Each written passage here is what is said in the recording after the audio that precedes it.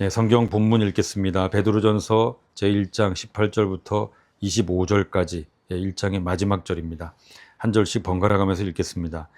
너희가 알거니와 너희 조상이 물려준 헛된 행실에서 대속함을 받은 것은 은이나 금같이 없어질 것으로 된 것이 아니요 오직 흠없고 정없는 어린양 같은 그리스도의 보배로운 피로 된 것이니라.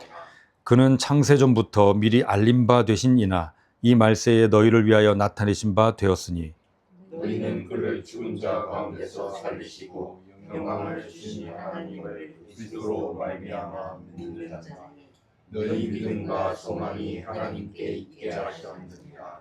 너희가 진리를 순종함으로 너희 영혼을 깨끗하게 하여 거짓이 없이 형제를 사랑하기에 이르렀으니 마음으로 뜨겁게 서로 사랑하라.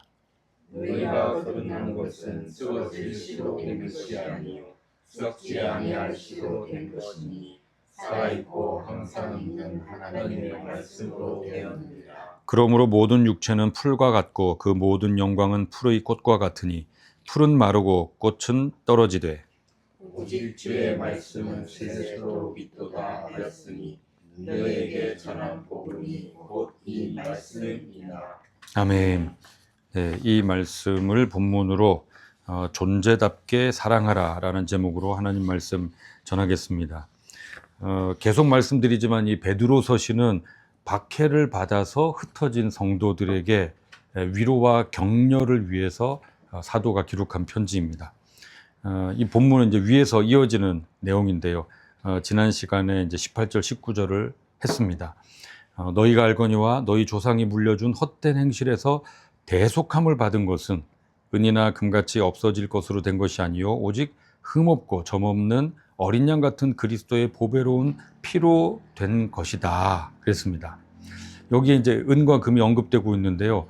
세상에서는 이 은과 금이 가장 값진 것이고 그래서 당시에 아주 중요한 재산이었던 노예의 몸값으로 이제 이걸로 지불을 했죠. 은전이나 뭐 금전은 거의 사용되지 않았지만 은전으로 이제 몸값으로 이제 지불이 됐습니다.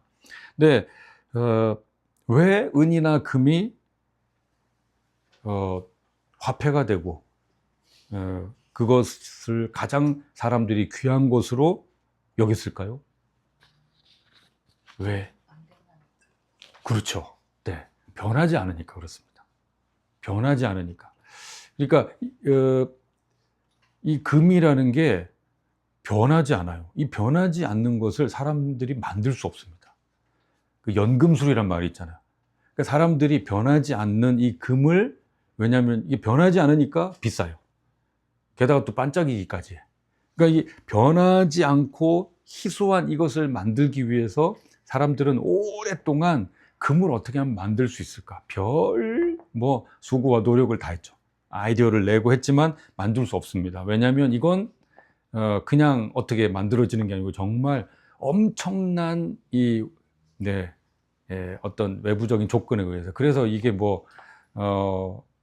과학적으로는 어떤 별과 지구의 어떤 별이 충돌이 일어나고 이게 엄청난 어떤 외부적인 사건에 의해서 이게 들어온 거지, 지구 안에서는 저절로 이렇게 만들어질 수 없는 원소다. 이제 이런 이야기들을 하는데, 네. 그러니까 반짝이고 희소하고 말씀하신 대로 변하지 않아요. 변하지 않기 때문에 그게 이제 가치가 있는 거죠. 그래서 고대로부터 화폐로 사용하고 지금도 중앙은행이 지폐를 지금은 쓰고 있지만 그 지폐의 가치를 담보하기 위해서 이제 금을 이제 어디다가 이제 보관하고 있지 않습니까? 그런데 그런 변하지 않는다는 그 은이나 금도 없어질 때가 온다는 거죠.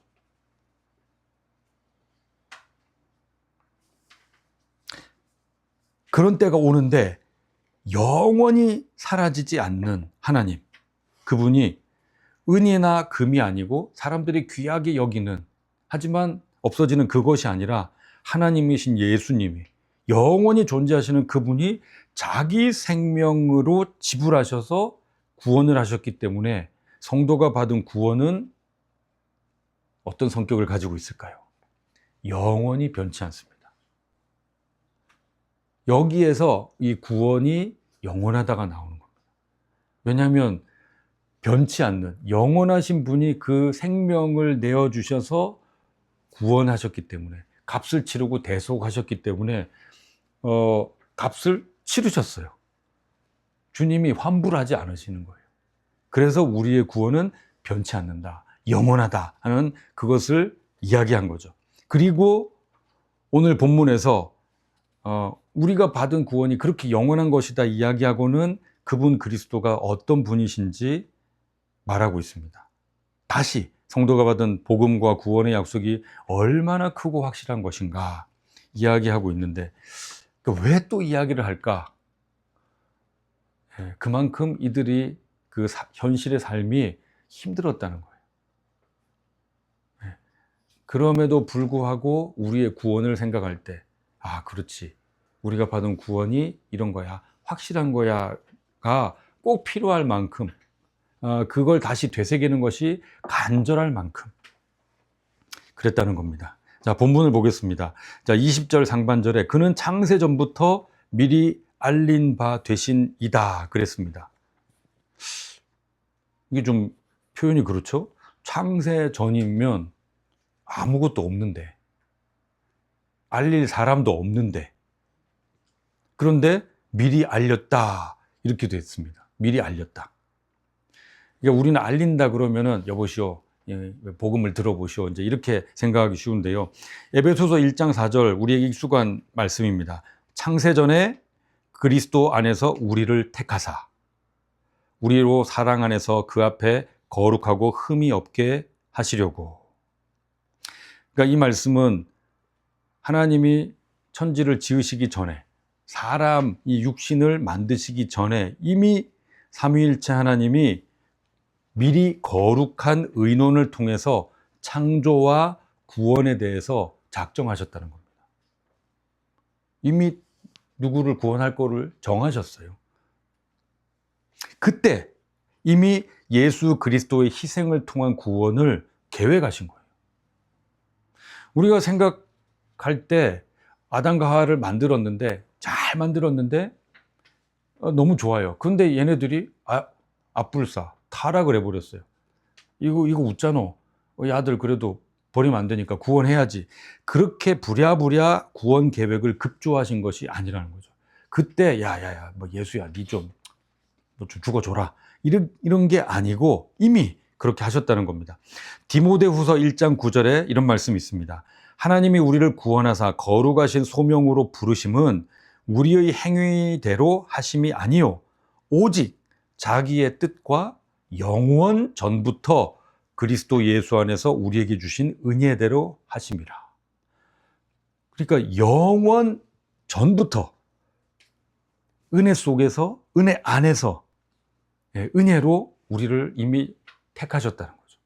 그때 구원은, 그러니까 우리는 지금 시간의 흐름 속에서 이걸 하나하나 경험해 가고 있지만 그분들은 시공을 초월하신 분들이기 때문에 그냥 쫙 그냥 꿰뚫었습니다. 디도서 1장 2절 하반절에도 이 영생은 거짓이 없으신 하나님이 영원 전부터 약속하신 것이다.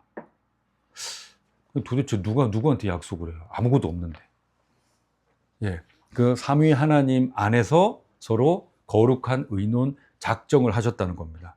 그러니 이건 정해진 것이고 그것에 대해서 이제 알려졌다. 이제 이렇게 표현을 한 거죠. 그러니까 시간과 공간이 만들어지기 전에 작정되었기 때문에 영원하다. 이걸 영원하다 하는 것이고, 그래서 하나님의 이 구원의 약속은 영원한 약속이라는 겁니다. 그러니까 시간과 공간이 만들어지기 전에 이게 끝났어요. 그 모든 게 끝났습니다. 그래서 시간과 공간이 만들어진 후에 여기서 이런 일이 벌어지고 저런 일이 벌어지고 상황이 이렇게 바뀌어서 이렇게 지금 하나님이 흘러가게 하시는 게 아니라 이미 정해졌다는 거죠. 그리고 이 상황과는 관계없이 사실은 하나님의 정하신 대로 이 상황이 따라가고 있는 거죠. 그래서 하나님의 구원의 약속을 영원한 약속이다. 그렇게 한다는 겁니다. 20절 하반절에 이 말세에 너희를 위하여 나타내신 바 되었으니 그랬습니다. 이것도 우리가 보통 사용하는 말하고는 조금 이제 거리가 있는 것처럼 느껴지는데요. 한번 생각해 보세요. 보통 말세 그러면은 우리는 어떤 개념을 떠올리죠? 말세. 그러면 보통 세상의 종말, 예수님의 재림, 이제 이런 거를 떠올립니다. 그런데 성경은 좀 다른 관점이에요. 다른 관점으로 이 말세에 대해서 이야기합니다. 사도행전 2장 17절에 보면 하나님이 말씀하시기를 말세에 내가 내 영을 모든 육체에 부어주리니 그랬습니다. 그 모든 육체에 부어주시는 오순절, 그 성령 강림의 역사, 지금 2000년 전에 일어났어요. 그때가 말세였다는 겁니다. 지금부터 2000년 전 오순절 성령 강림 사건을 예언한 말씀인데 그때서부터 말세는 성령이 모든 사람에게 그렇게 임해서 너희들 속에 계실 거야. 근데 그 2000년 전이 그때부터 말세입니다. 성경의 말세는요, 예수님이 오신 이후 이 모든 교회 시대를 통틀어서 말하고 있습니다. 이게 성경이 말하는 말세 개념입니다. 왜냐? 성경이 왜 말세라고 하느냐? 심판이 시작되었기 때문에.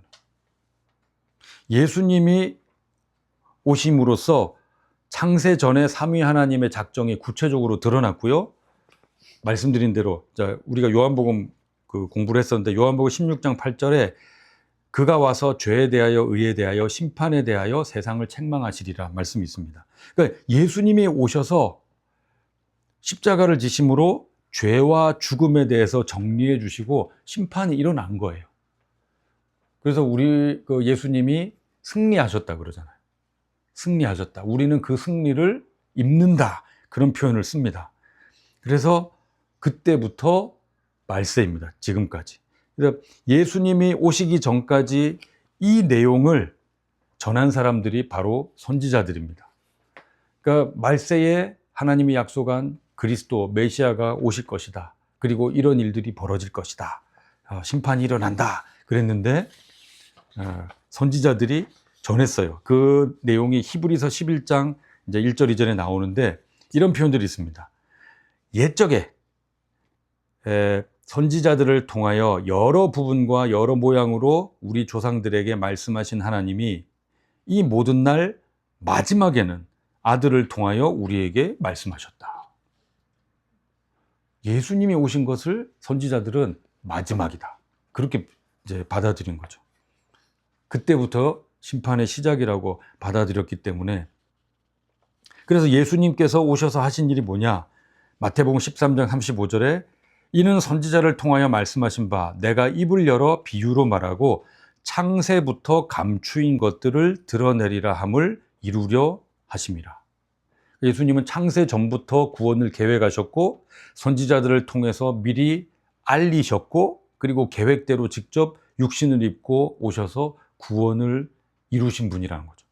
자, 여기까지 내용을 이렇게 정리하면 성도에게 이루어진 구원은 응급 처방으로 된 것이 아니라 성도가 믿음을 갖게 된 것이 어떻게 하다 보니까 살다 보니까 나도 어떻게 고달프다 보니까 우연히 갖게 된 게 아니고 삼위 하나님에 의해서 시간과 공간이 생기기 전에 이미 작정되었고 긴 시간에 걸쳐서 그 복음의 내용이 알려졌고 그 약속대로 예수님이 오셨고 그 복음이 전파되고 예수님 오신 이후로도 2000년이 흘러서 한 사람 한 사람에게 전달되고 그들에게도 그때 당시 그들에게도 전달됐고 지금 우리에게도 그렇게 전달됐다는 겁니다.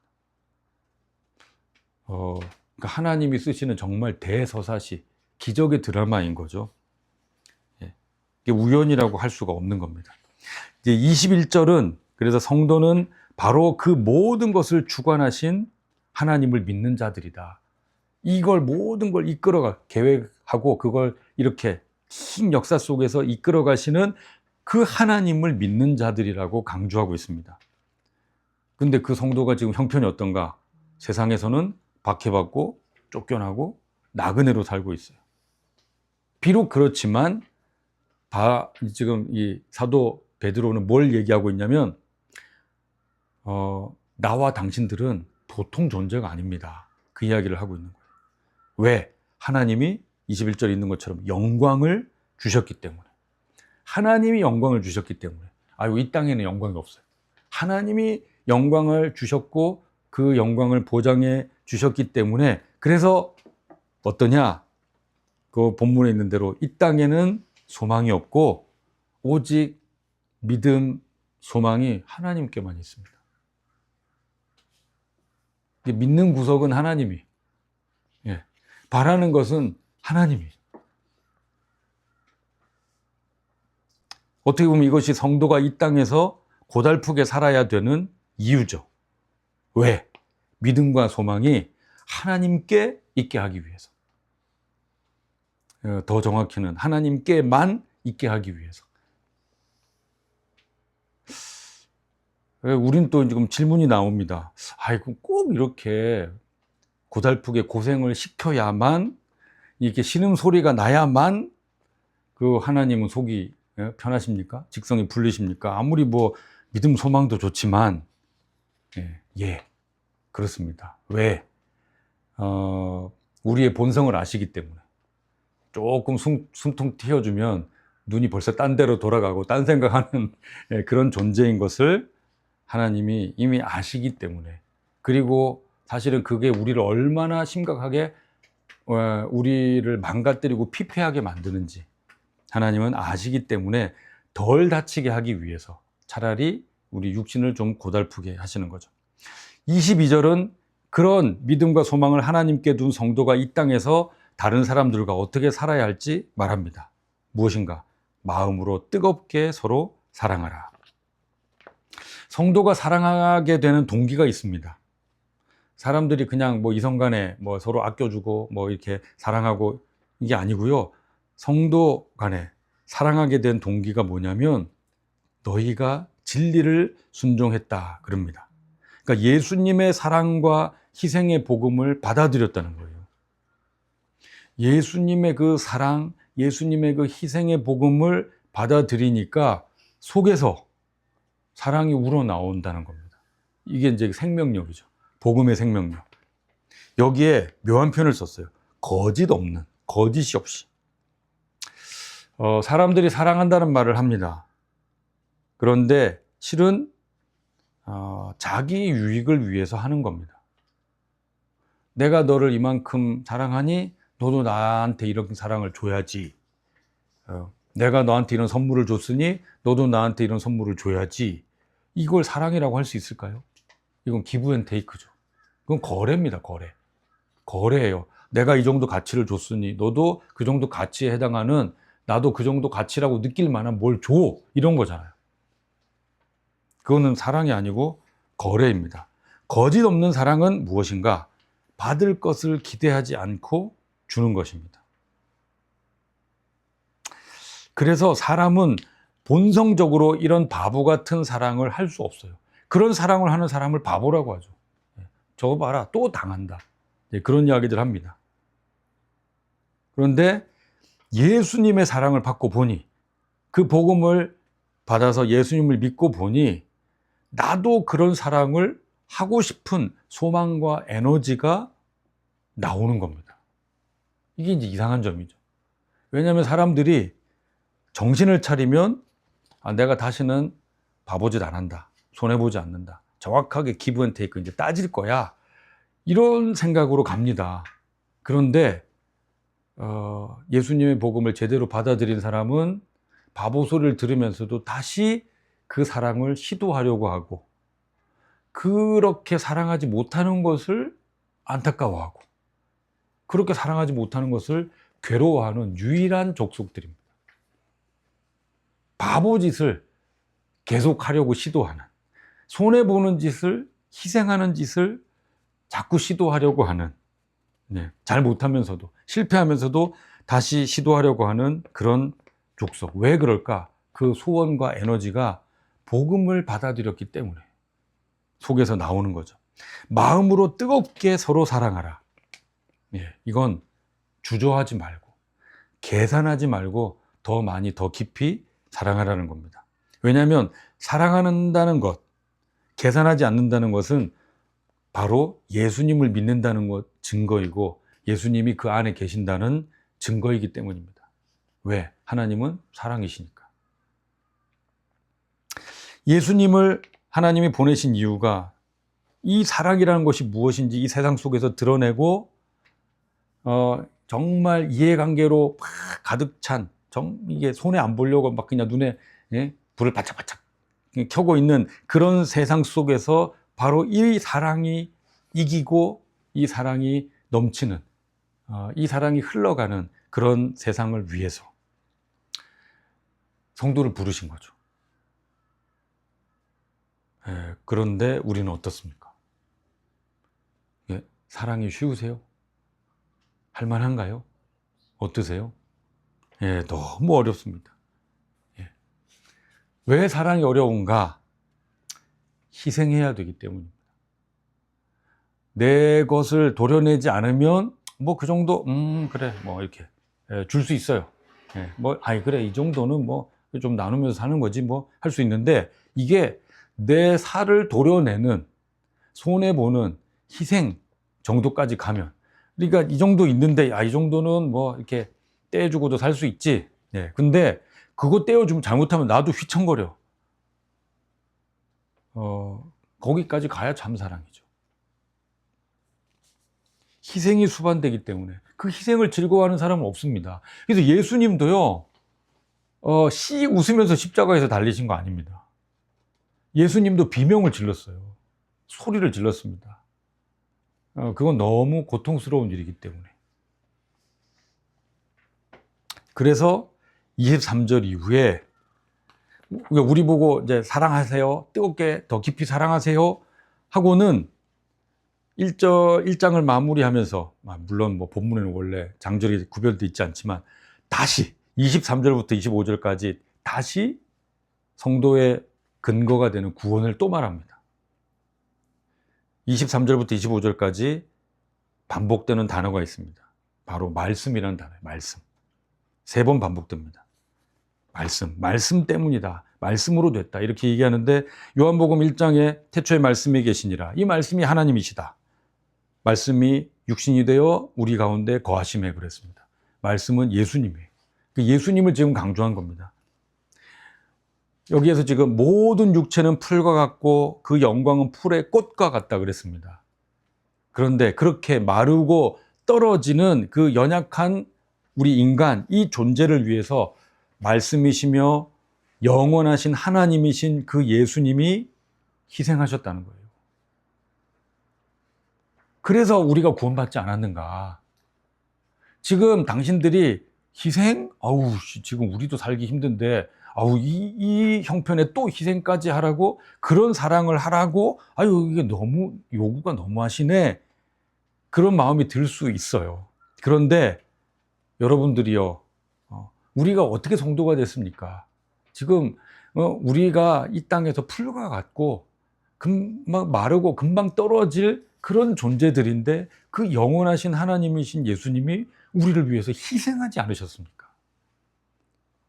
그런데 이런 분이 희생하셔서 우리를 사랑하신다고 은혜를 베푸시는데 그 사랑 받은 자가 당연히 우리도 희생해야 되지 않겠습니까? 그런 흐름으로 이제 1장이 마무리되고 있습니다. 말씀을 정리하겠습니다. 이 본문의 내용을 보면 사실 생존이 최우선 과제이니 나그네 같은 삶을 사는 이 사람들에게 사랑하라. 아까 우리가 기도하면서 난민을 위한 기도를 했습니다. 뭐 이제 의식주 다 털렸어요. 구호품, 세계에서 오는 그 구호품으로 먹고 살아야 됩니다. 그런데 그런 사람들에게 사랑하십시오. 이게 어떻게 보면 참 무리한 요구처럼 보입니다. 하지만 성도, 교회 아주 독특한 존재입니다.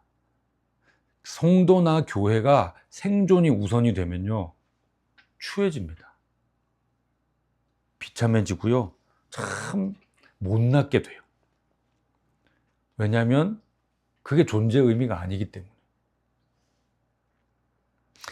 성도는 그 자리에서 별일 없이 살아도 사랑해야 되고, 쫓겨나고 흩어지고 난민처럼 살아도 사랑해야 되는 존재가 바로 성도이고 교회입니다. 그래서 어떻게 보면 모든 단체는 생존, 살아나는 게 목표죠. 야, 우리가 계속 유지되고 있다. 아이고, 아직도 여기가 있네. 그런데 어쩌면 교회는 망하고 흩어지는 게 목적입니다. 왜냐하면 예수님 말씀처럼 하늘의 미랄이 죽고 썩어야 된다. 그래야 또 열매를 맺게 된다. 생명을 줄 수 있다. 그렇게 말씀하셨기 때문입니다. 그 사랑이 사실은 우리를 살리고 세상을 살리는 길이 되고 세상에 참된 에너지를 공급하는 길이 되기 때문입니다. 이 세상은 무엇으로 사는가? 톨스토이 단편처럼 사랑입니다. 사랑. 그래서 이 세상에 사랑을 공급해 주기 위해서, 이 에너지를 주기 위해서 하나님이 성도를 택하셨고 교회를 세우셨습니다. 그렇게 세워진 존재답게, 부름받은 존재답게 사랑하고, 그렇게 부름받은 존재답게 희생하는 저와 여러분들이 되기를 예수님 이름으로 축원합니다.